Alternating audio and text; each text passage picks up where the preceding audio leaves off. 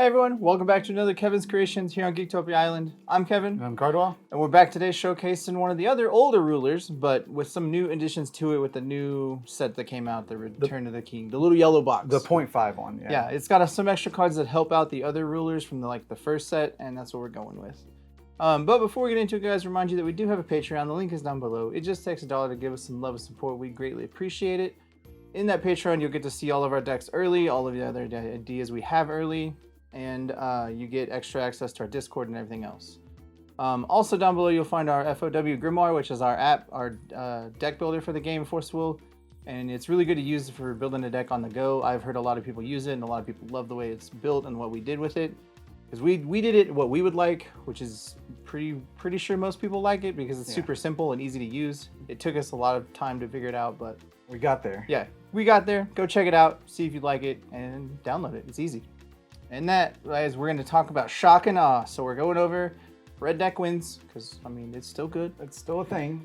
And Lilias is one of the best rulers for it. She's good. And she got a couple cards that got added to her to make her really, really strong. So, Lilias, the last Descendant of the Dragonoids, for those that don't remember. She's the red ruler from the very first set of this block. And she judgments for 3 red, pay 0, choose 1, play this ability only during your turn and only once per turn. You can either... This card deals 200 damage to target player or J Resonator. Look at the top card of your deck. You may play it without paying it, or by paying it, sorry.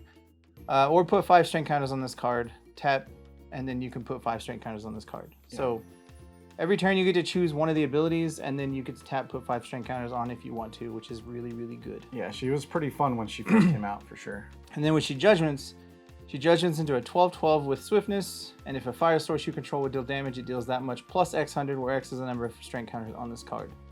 So she just gets to be ridiculous with strength counters on her.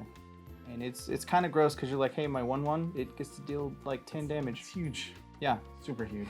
And speaking of little 1-drops here to get you there is Firefox, the first Resonator. It's a classic 4/4 beast. Enter. You may have it deal 400 damage to you, and if it does, it gains +1 and then swiftness until end of turn, just so you can beat turn 5. Yeah, we're getting there. 5. Yeah. Next is Groundsplitter Rabbit / Split Heaven and Earth, and the Groundsplitter Rabbit is 1 red for a 3/6 with swiftness and pierce. If this card would deal damage while it is damaged, it deals double instead. You pay a red, and then beasts you control get +2/+0. So this is to help the Firefox we just talked about and other beasts that are in the deck. And if you shoot this for 2, then it gets to do double damage. Yeah, for free from the ruler. Yeah. And then the other part is the Split Heaven and Earth, which is 2 red for a chant. This card deals 200 damage to each player for each special magic stone they control. And if you have Judgment Side, then this deals a lot more because it's a red source and it deals that much plus. Kind of disgusting. Yeah. And the next one, of course, is Whole Pig and Food Supply, a classic for 2 cards put into 1. So Whole Pig, of course, is a 1-drop 4/3. And then, of course, Food Supply is a chant for 1 red. It has quick cast, put 5 strength counters on your J Ruler, draw a card. So it gives you the strength counters, plus it cantrips for you. Yeah. Why not? Super good. It's just really good. All right, so one of the main cards that got added for the Sylvia deck is Sylvia Lilias, the Resonator. She is 2 red for a 7/7 Dragonoid with swiftness. Enter, put 2 strength counters on a J Ruler you control. When this card deals damage to your opponent, you may discard a card and remove a total of 2 strength counters from J Rulers you control. If you do, recover this card and it gets +2 for the end of turn. Nice. That is open-ended, so as long as you deal damage, yeah. You get to keep doing it. And as long as you have cards to discard.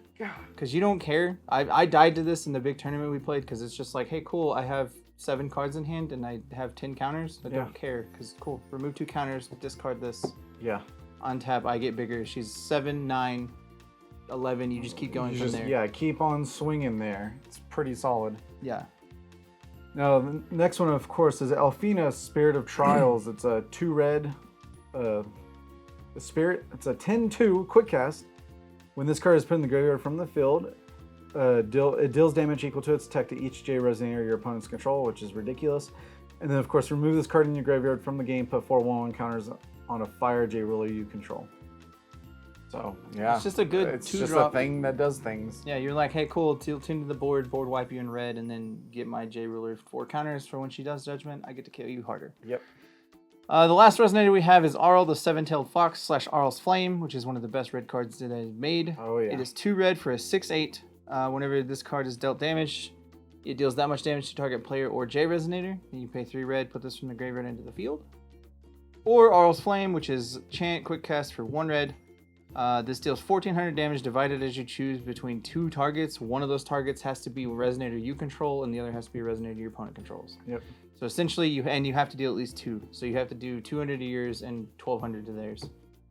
But I don't care because you're doing 200 to your other fox you have, or your Groundsplitter rabbit that already gets better. Yep. And then they're killing something else. Yeah, exactly. Or if you do have an Arle on the field already, then you're just like, 1200 to here, you take damage, I don't care, it's yeah. Spy. Yeah, if you need to kill him that way, you're like, cool, your dude takes 2, my fox takes 12. Yeah. Thanks. Thank you, for sure.